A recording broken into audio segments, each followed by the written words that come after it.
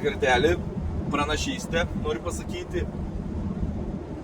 Manau, kad pranašystės jau dalis tam tikrų procentų išsipildžiusi yra. Aš manau, kad žmonės glušėja. Aš manau, kad žmonės galvoja, kad jie galvoja savo smegenim. Netgi ir opozicija, ar ne? Opozicija. Aš manau, kad chemtrailai, vakcinos, nuodijamas maistas, oras, ar ne, viskas paveikė žmonių smegenis, taip pat ir 5G ir, na, ta prasme, visas tos technologijos, kurios pažeidžia žmogaus elektromagnetinį lauką, visą biostatiką, konkurencinės liaukos darbą, veiklą. Visos šitos inžinerijos suprojektuotos žmonėm priglušinti jau senai veikia, už tai procentaliai jau yra pajungti žmonės, ir nieks nebeslepia, ir sąmokslo teorijos nebeveikia tas žodis, kad yra chemtrailai, tik yra kitaip vadinama, geoinžinerija vadinama. Ir tai paklauskit gal jūs dirbtinio intelekto, nežinau, gal ne visi sakys. Aš šiaip net neklausiu, nes aš žinau. Esmė tame. Žmogus glušėja. Jam yra sunku suvesti galus. Jisai yra tik tai tam tikroj srity padėty reikalingas kaip varžtelis. Bet jis visas to mechanizmo nesuvokė, viso mechanizmo, kuriame jis veikia. Jisai jo nesuvokė, jam trūksta. Jisai negali susistatyti prioritetų gyvenime, nes jisai yra veikiamas egoizmo ir nuglušinimo, realiai. Jisai nesuvokė, kad mes visi kartu galime padaryti dalykus.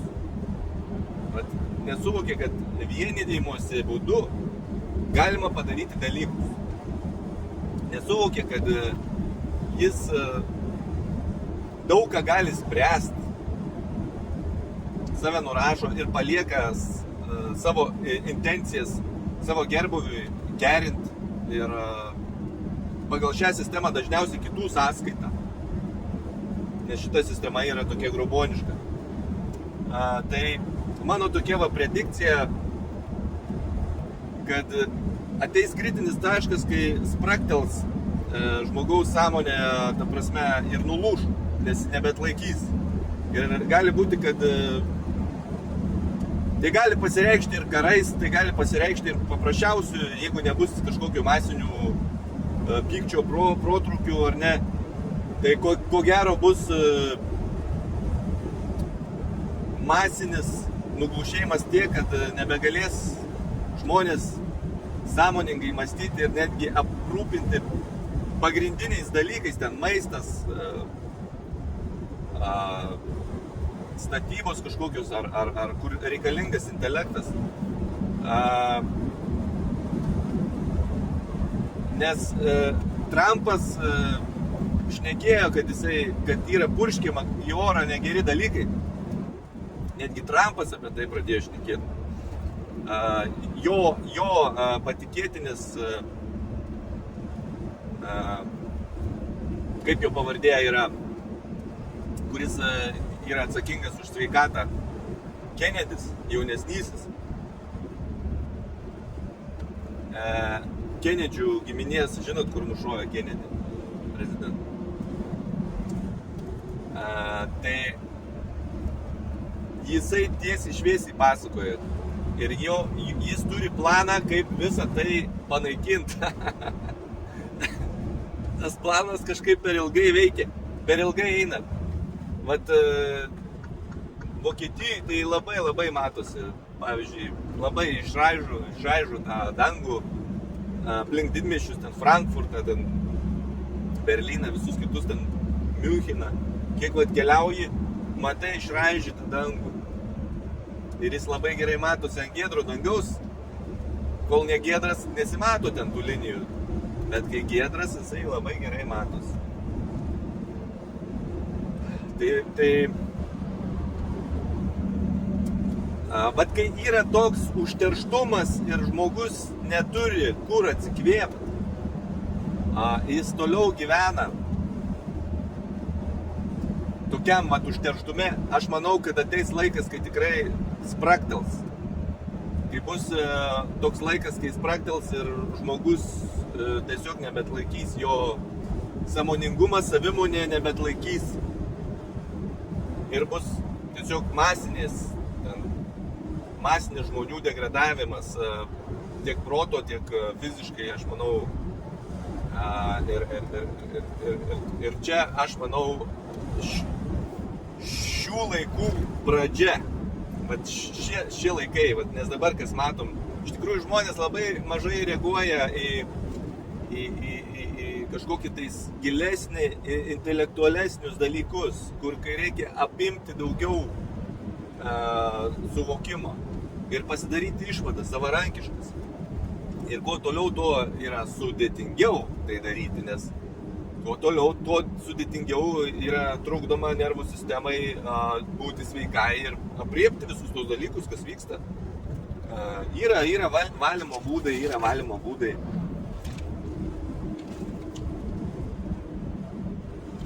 Galim čia vieną parodyti.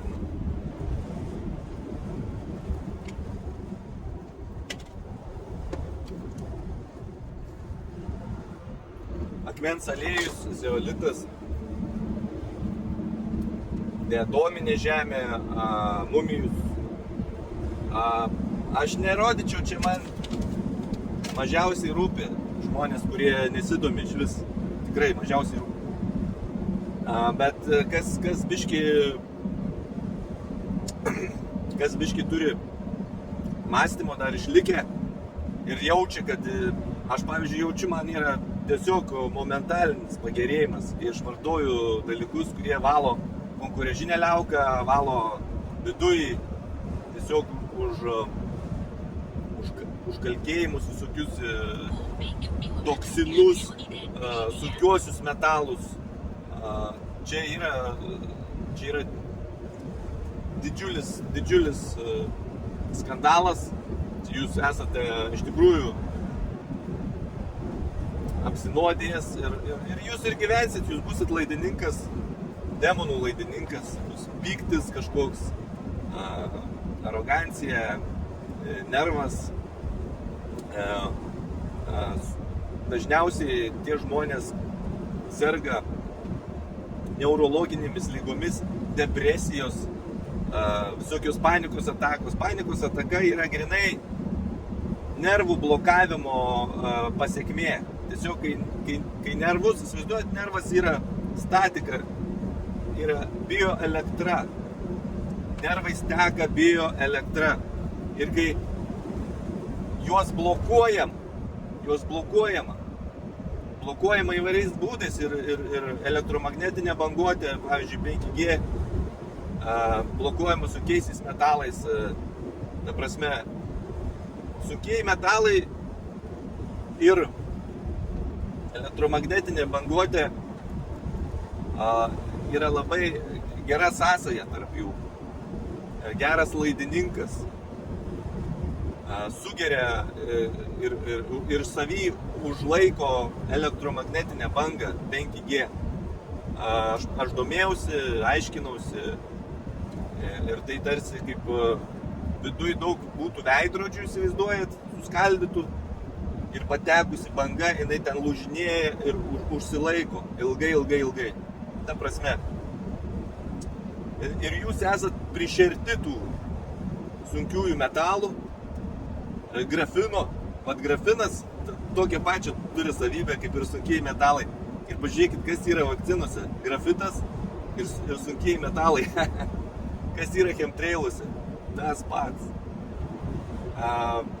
Ir jie yra nano dalelių dydžio, jų sunku yra pašalinti iš kūno paprastų būdų, jie nepasišalina natūraliu būdu, niekaip, juos reikia šalinti būtent tokiais preparatais, visokiais, kad atsikariautumėt savo smegenis, kad atsikariautumėt savo mintis, savo logiką, savo suvokimus, be abejo, mityba pirmoje eilėje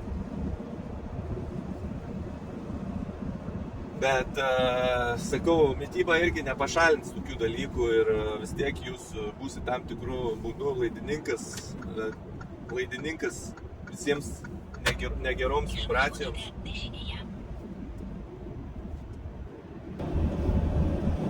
Tai va, nuo jūsų priklauso iš tikrųjų šitas pasaulis. Jeigu dar nesupratot, nesužinojot, yra jų paprastas dalykas.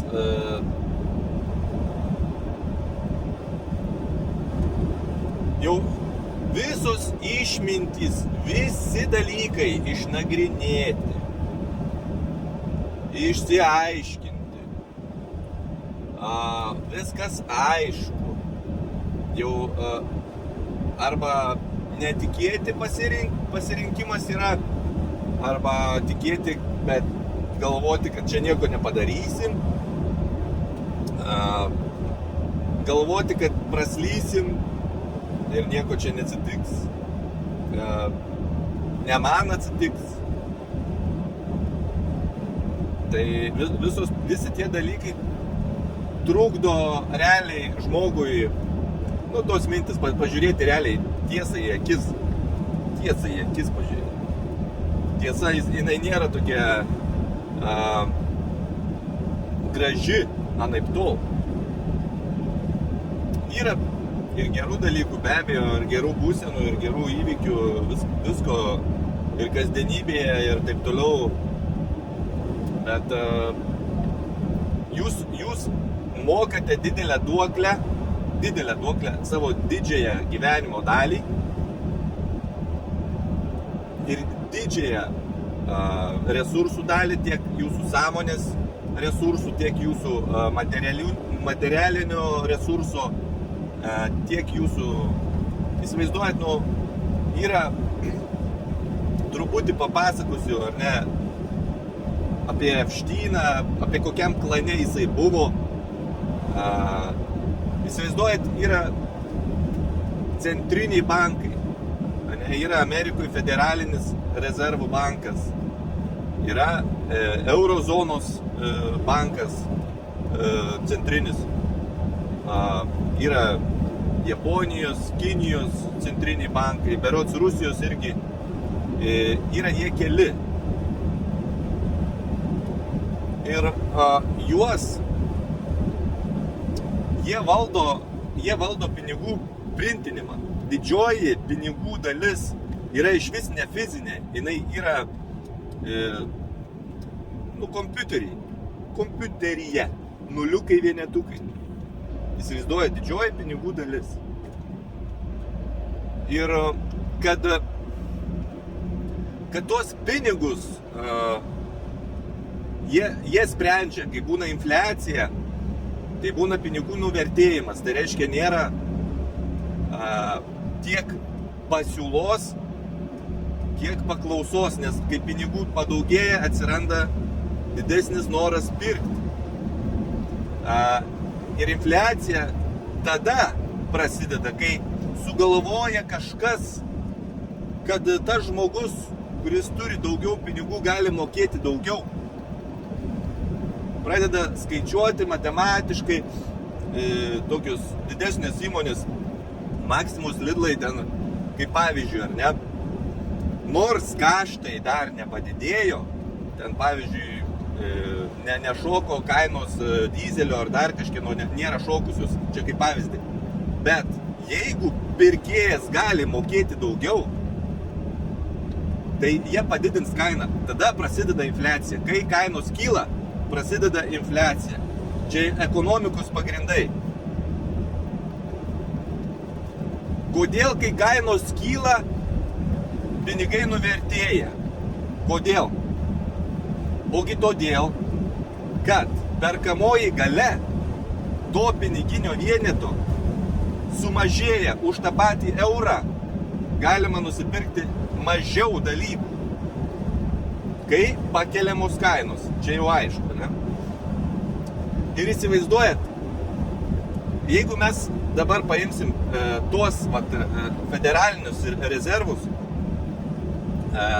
centrinius bankus, jie turi teisę padidinti pinigų kiekį aplamai ekonomikoje. Pavyzdžiui, euro zonoje, ar ne?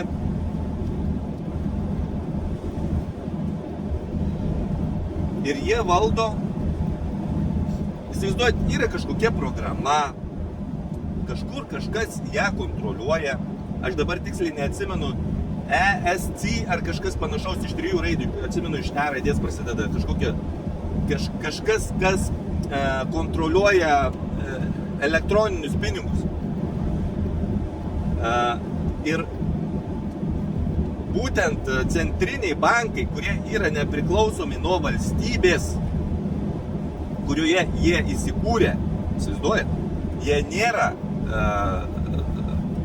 valstybei priklausantis, jie yra kam priklausantis? Nu, čia reikia pasidomėti, dar šitoje vietoje nežinau, bet įsivaizduojat, kam gali priklausyti, ar ne? Bankieriai, ar ne? Anksčiau buvo pririšta viskas prie aukso. Banknotai buvo banko notas, banko išrašas, kad bankas tau skolingas tiek ir tiek aukso. Ar ten kažko ten vertės kažkokios ten. Tu pasidedi aukso, pasiemi tą banko notą ir tu turi banko notą pasidėjęs savo į seifą. Ar tu gali gal atsiskaityti su tuo banko notu kažkur kitur.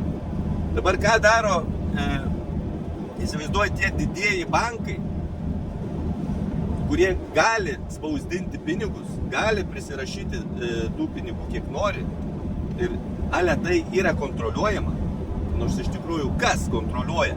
Kas kontroliuoja? Jūs man pasakykite. Jeigu ten yra privatus, praktiškai privatus, ir jie turi teisę dalinti pinigus su palūkanom kitiem bankam, komerciniai bankai vadinami, tokie kaip Švyt bankas, ar ne?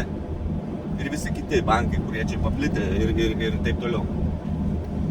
Jie duoda su palūkanom. Tas bankas gali tada jau skolinti valstybėm, privatiems piliečiams, įmonėms, netgi valstybiniu mastu, kaip valstybei tokiai.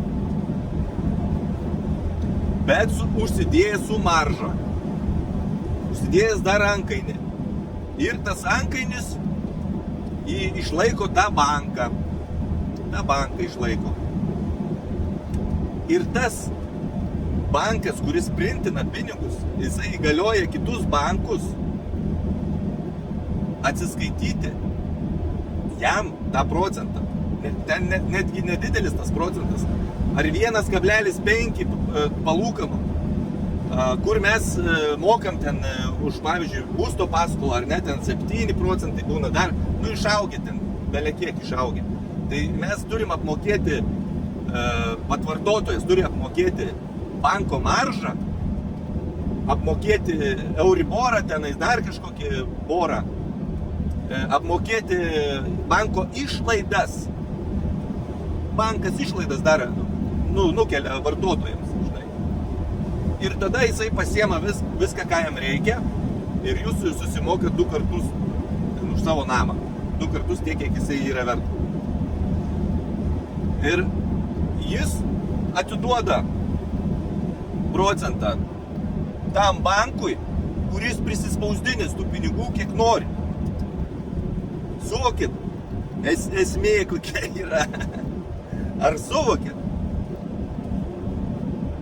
kad jūs trešia, bankai, visi, viskas aplink jūs trešia.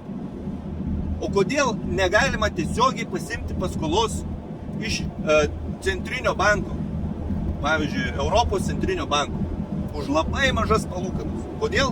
Ogi todėl, kad yra sudaryta tam tikra sutartis su komerciniais bankais, kad tas centriniai bankai negalėtų tiesiogiai skolinti pinigų. Vat jums ir sistema, kuri sukurta elito sluoksniui, tai yra vadinama, kaip tai vadinama yra, kaip spekulacija. Tai yra spekulacija. Ir tie, suprantat, dar kaip yra, sako, centriniai bankai reguliuoja palūkanų normas. Kad išvengtų infliacijos, kad tipo pinigai nenuvertėtų, jie gali sukelti palūkanų normas. Kai sukelia palūkanų normas, vartojimas sumažėja. Žmonės mažiau perka, nori įsigyti ten kažkokio turto, būsto ar tenais prabangos dalykų ar dar kažko. Jie taupo. Vartojimas sumažėja, prekyba susitraukia, nes nebėra pardavimų. Tada priversti prekiautojai, gamintojai, paslaugų teikėjai susimažinti truputį kainas, kad būtų paklausesni, kad atsirastų pas jų apyvarta vėl pinigų. Tada prasideda vėl pinigų leidimas, nes jau galima kažkiek daugiau žmonėms laisviau su pinigais elgtis. Kai kainos sumažėja, reiškia infliacija sumažėja. Bet pagrindinis dalykas, kodėl vyksta infliacija, tai yra gobšumas. Tai yra žiaurus dalykas, tai yra gobšumas. Įsivaizduojat, kai prekiautojai, galim sakyti spekuliantai, ar ne, užsikelia kainas. Jeigu būtų protingos lubos, pavyzdžiui, lubos būtų pririštos prie išteklių, resursų išteklių, ar ne, kur būtų gaminamas tas gaminys, pavyzdžiui, Lietuvoje, tenais miltų, tenais kažkokių kruopų, pagrindinių dalykų, duonos, ten varškės, dar kažko, kur būtų pririšta, lubos būtų, ar ne, tada būtų reguliuojamos infliacijos ir žmonės stabiliau gyventų. Tada palūkanos, kad būtų mažesnės, mes turim turėti savo banką.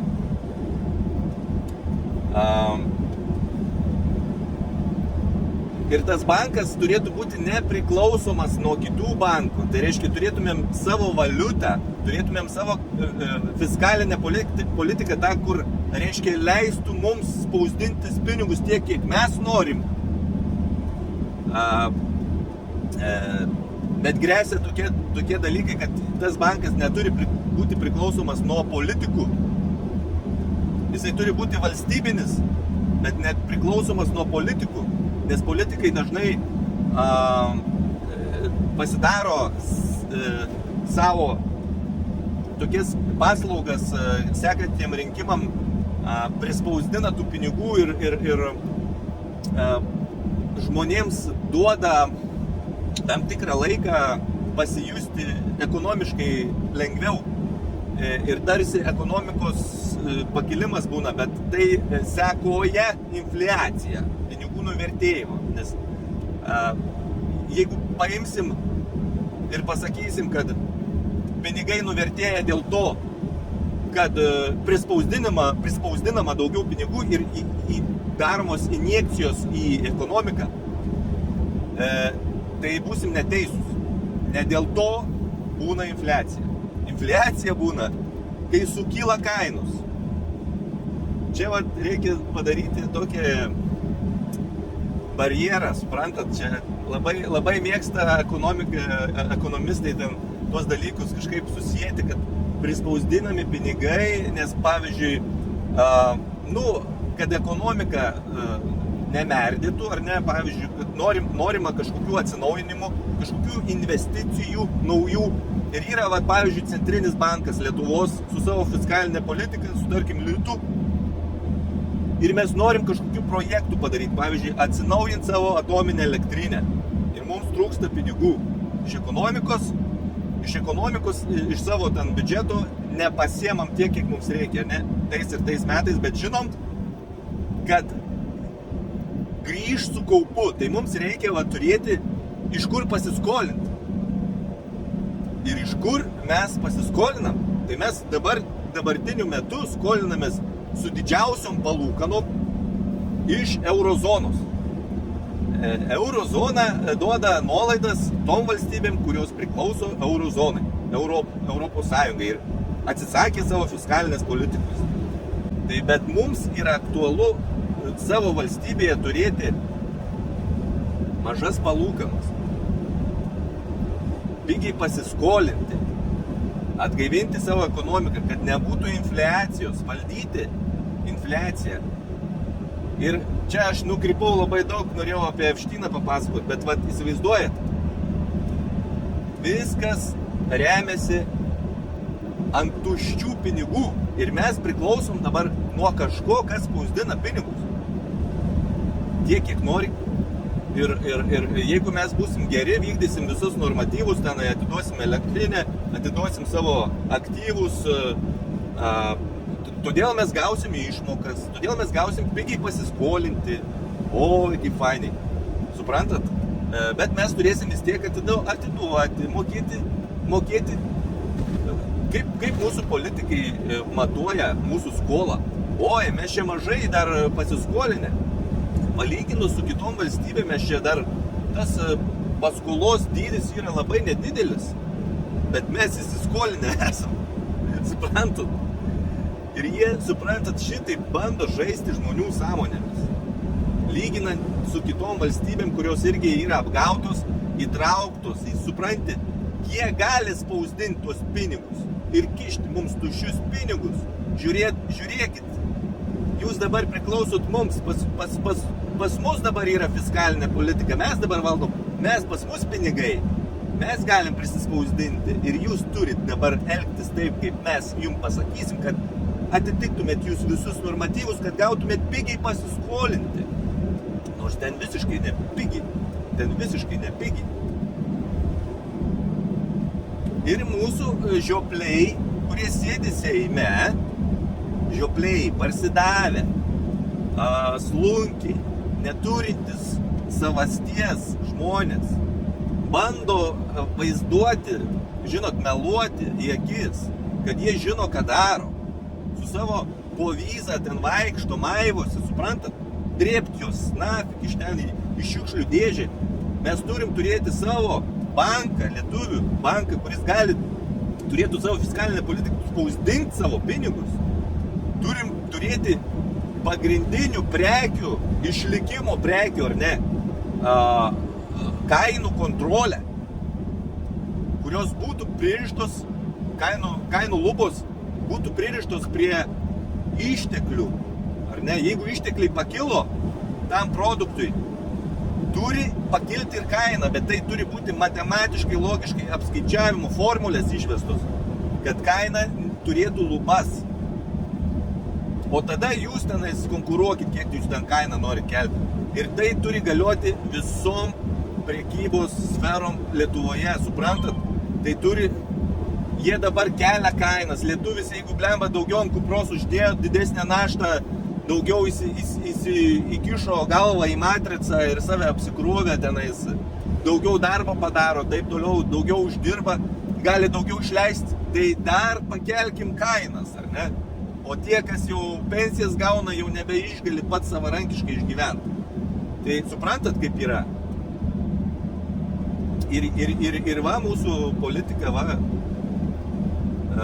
ir pažiūrėkit skaičius Lietuvoje, kiek žmonių gyvena prie skurdo ribos procentaliai. Yra dideli skaičiai.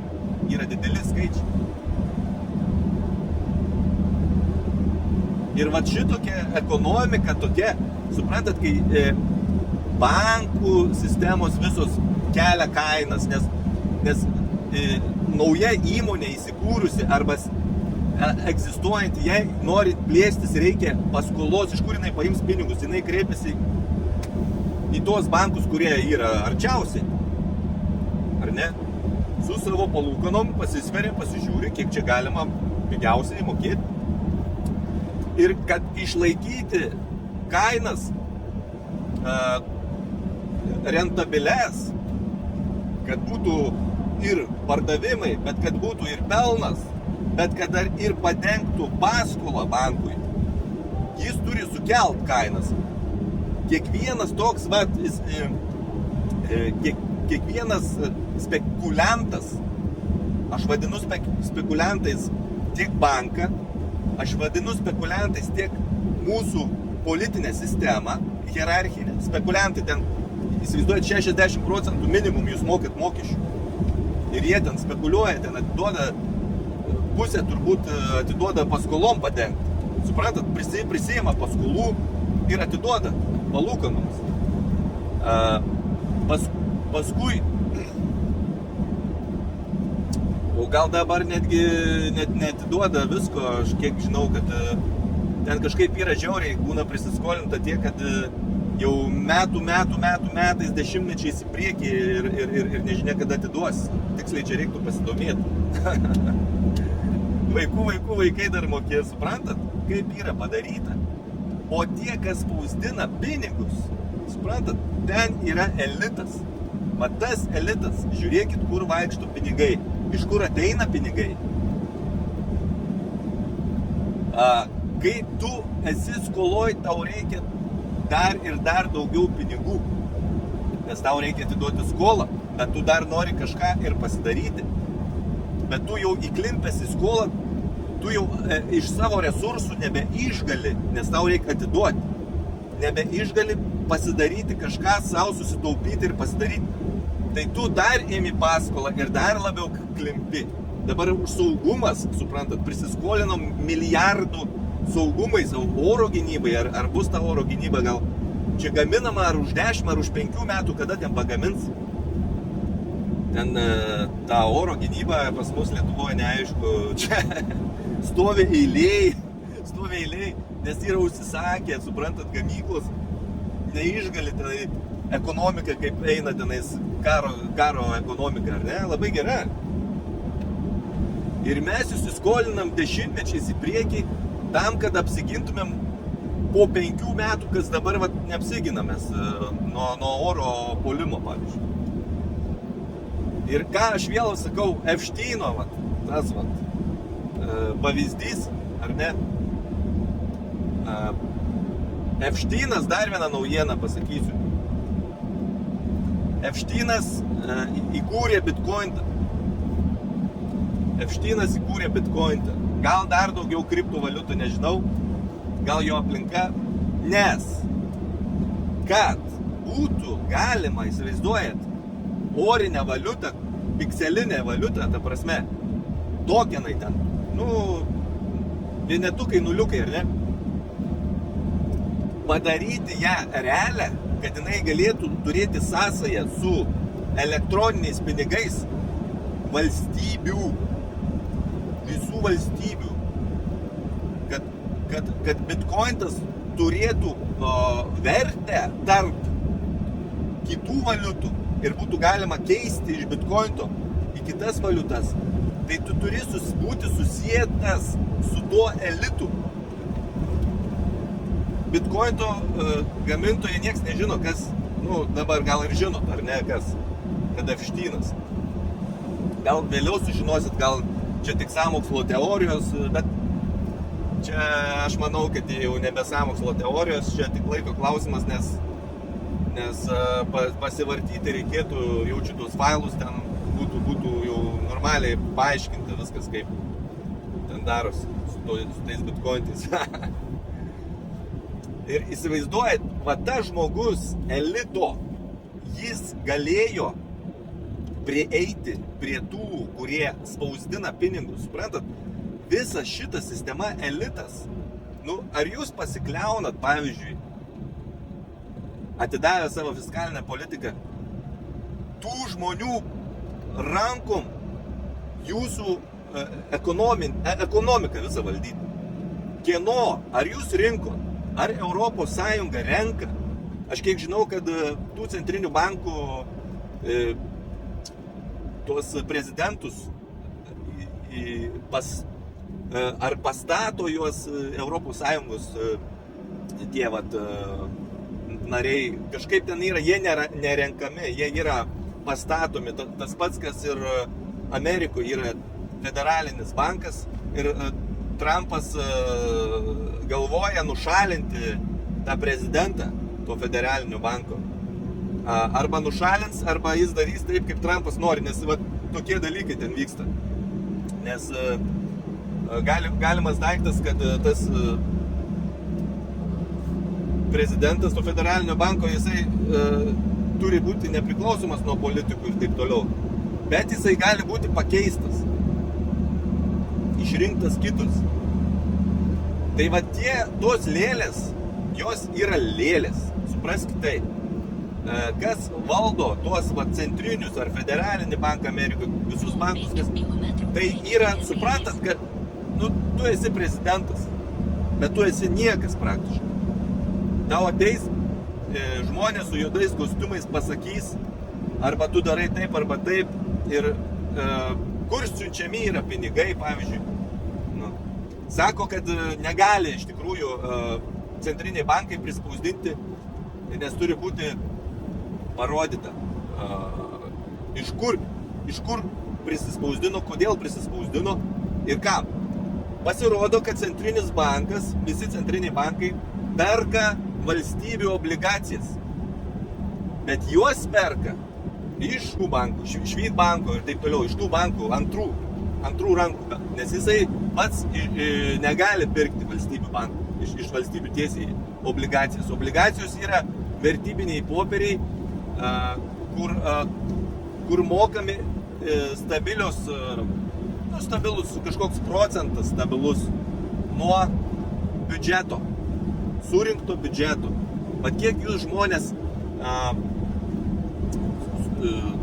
žmonės surinkat iš savo vargo ir atiduodat savo vargo procentais valstybei, mūsų valstybės tarnautojai sugalvoja pasiskolinti, bet paskolą, kad gauti tam tikrą procentą, jie parduoda vertybinius popierius. Išleidžia obligacijas, taip vadinamas.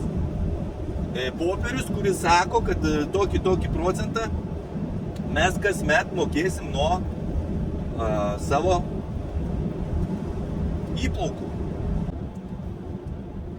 Bet šitaip mes gyvenam. Jūs valstybei mokat labai didelius pinigus.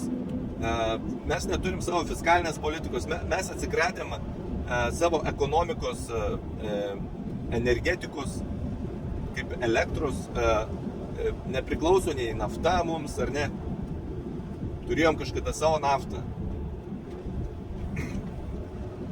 Ir viskas šitaip vat išprekiauta. Ir aš sakau, jie turi visus pasaulio pinigus, nes jiems nereikia tų pinigų. Jiems reikia išlaikyti sistemą. Jiems reikia būti on top. Jiems reikia būti elitas. Jų yra tenais kažkokios tais ten giminės, ar ne? Rothschildai ir taip toliau. Visos tos BlackRock didelės kompanijos ir taip toliau.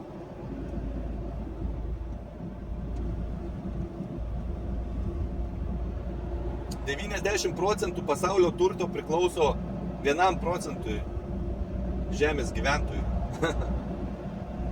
Ar 3%, neatsimenu tiksliai, bet tai šita sistema ir palaiko va šitą visą vergystę. Čia yra vergystė.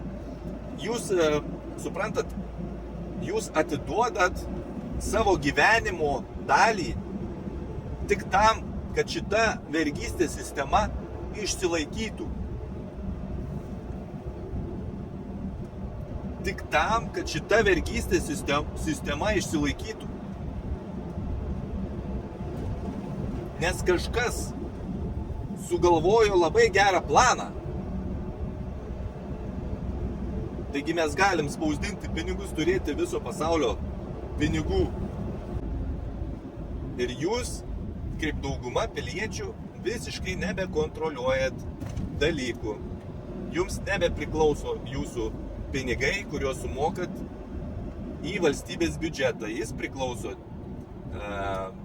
bankams, centriniams bankams, Europos Sąjungai. Jūsų įstatymus kuria jau nebe jūsų išrinkti politikai, o Europos Sąjungos.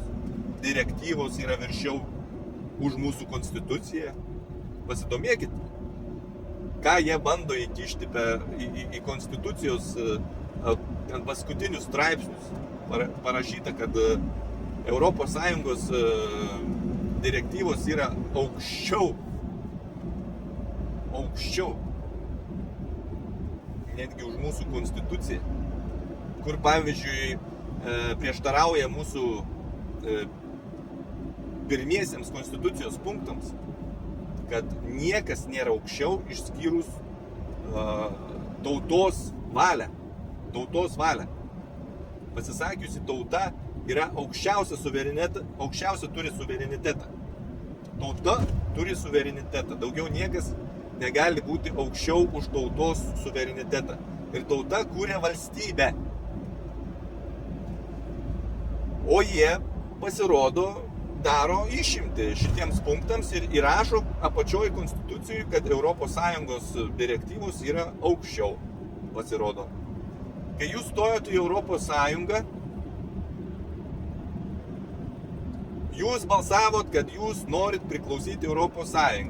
Ant šito nubalsavimo, aišku, jis ten buvo nelegaliai padarytas, sumovė visus kitus straipsnius, kurie priklausys įvykdyti, norint būti ES. Tai reiškia atsisakyti savo elektros energetikos, atsisakyti savo fiskalinės politikos, tai savo litą išsitrinti, eurą pripažinti. Atsisakyti dalykų, pripažinti kitus dalykus, ta prasme, pritraukta visokių dalykų. Ir paskui, kas liečia išmokas, ūkininkams yra žymiai mažesnės negu kitur išmokus. Tai visur va tokie dalykai vyksta. Mus laiko, suprantat, bananistanu. Ta ES, tai Europos visi lyderiai. Ir į lietuvį visada taip žiūrės. O jūs, lietuviai, nuvažiavę svetur, lenkite galvą, pamirškite savo šaknis, kas jūs toksai esate, kad jūs esate sarmatas, sarmatai, kur nukariavo Romą, gotai, gudai, gotos, tai yra vokiečių pritraukti, sugermaninti, atvykę iš Skandinavijos kažkoks karių luomas, bet čia buvo grinai sarmatų karių luomai, nes ta prasme, mes turim gilias šaknis ir mes turim lenkti galvą kažkokiems tais parazitams iš vakarų, kur mūsų kunigaikščiai, rašydami popiežiui, rašydavo pasisveikinimą, kad štai aš kunigaikštis, Sarmatijos princas, įsivaizduojat, save įvardindavo kaip Sarmatijos princu. Tai yra rašytiniai šaltiniai, istoriniai. Kaip didžiuodavosi mūsų kunigaikščiai, rašydami Romos popiežiui, prieš pastatydami ankstesnę mūsų tautos didybę. Suprantat, nes būdavo nuo Baltijos iki Juodosios jūros Sarmatija, kur Vytautas norėjo dar atkariauti LDK laikais.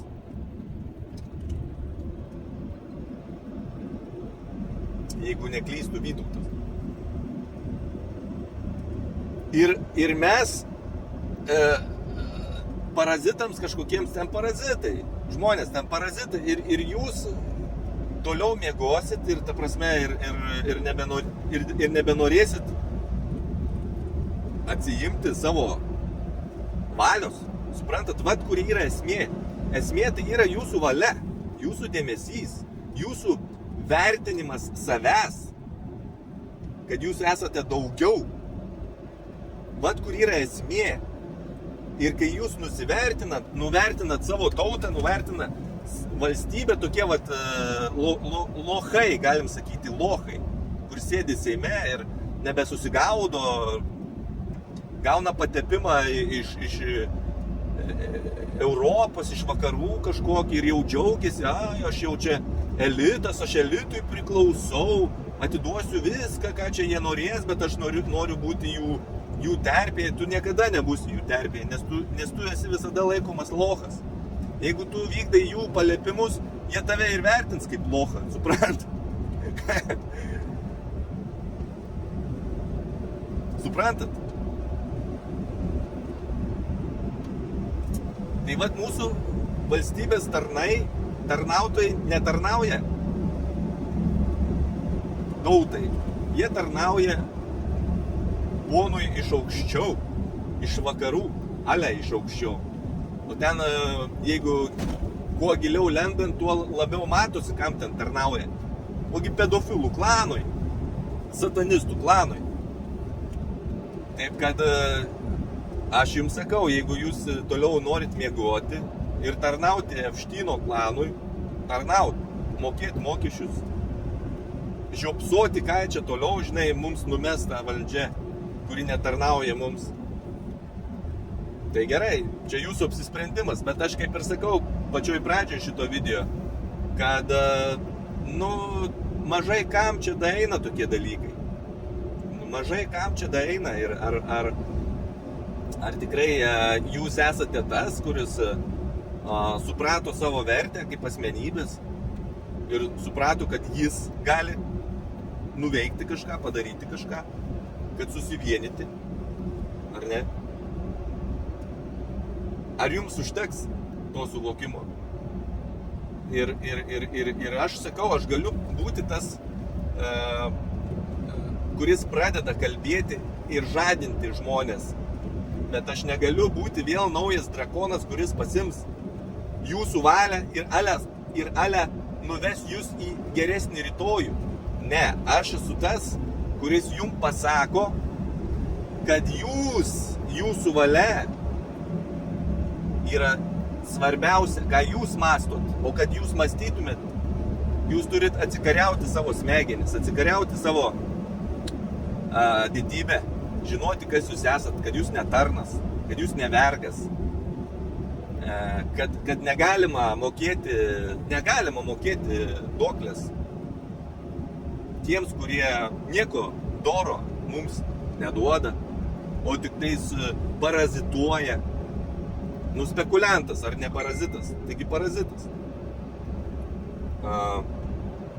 Tas pats, kas Robert Kiyosakis, prisijėmęs paskolų bankui, tam, kad prisipirktų nekilnojamo turto, tam, kad galėtų uždėti tiek antkainį nuomodamas tenais savo tą nekilnojamo turtą, kad dar liktų jam ir grąžos. Bankai patenkinti, nors ir turi tas didelės sumas, ten milijardą ar 300 milijonų paskolos, ir bankai bijosi tik tais, kad jis pats nebankrutuotų, nepridarytų bankui naštos, nes suvaldyti tokį ekonominį turtą, nekilnojimo turto, tai jau reikia gabumų ir tas žmogus tos gabumus turi, bet jisai yra spekuliantas, jisai kelia kainas nekilnojimo turto. Ir va, jums yra drakonas. Ir jis mokina savo knygose, kaip būti spekuliantais. Aš nesakau, kad jisai blogas žmogus, jisai geras, jisai nori gėrio, bet iš esmės pasižiūrėjus. Taigi čia yra spekulacija turtu. Nupirk pigiau, parduot brangiau. Bet kai mes norim bendrojo gėrio, ir norim, kad mūsų uždirbti pinigai nenuvertėtų, ta prasme, mūsų netreštų. Čia yra, taigi trešimas. Jeigu tavo pinigai nebe 1 euras, o ne 1 euras, o 50 centų jau bekainuoja perkamoji gale, tai ar čia ne apiplėšimas? Taigi čia apiplėšimas. Vat būtent spekuliantai ir kelia kainas.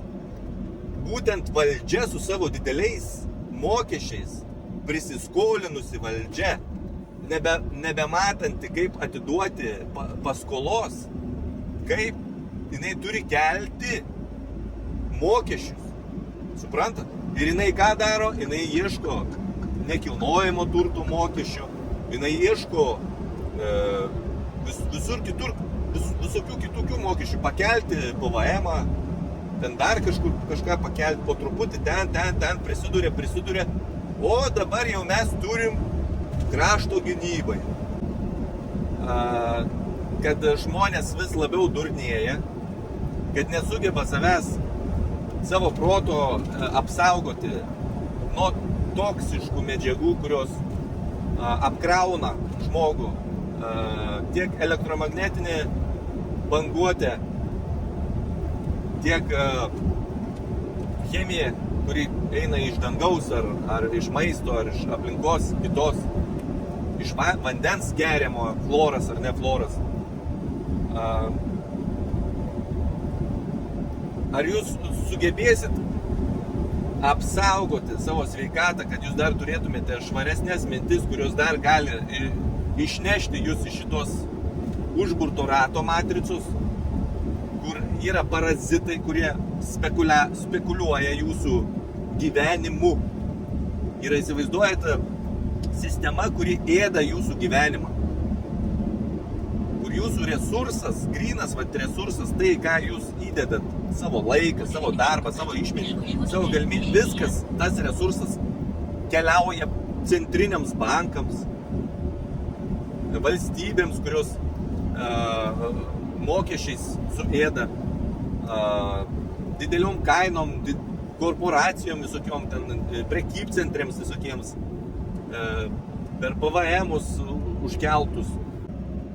Tai sakau, jūs nevaldot tų pinigų, kada mes galėsime valdyti šitos pinigus, kada mūsų pinigai bus aiškiai kontroliuojami demokratiškai, tada bus pirmieji rodikliai, kad mes valdom ir konstitucija veikia pagal pirmosius konstitucijos straipsnius. Tauta kūrė valstybę. Suverenitetas priklauso tautai. Bet kol mes neturim ataskaitomybės iš Seimo narių, iš tautos atstovų, tol mes nieko čia nevaldysim. Čia mes demokratiją, tik tais teršim šitą žodį demokratija, nes demokratija žodis yra geras, bet jisai yra suterštas. Ačiū visiems už dėmesį, susimatysim kitą kartą.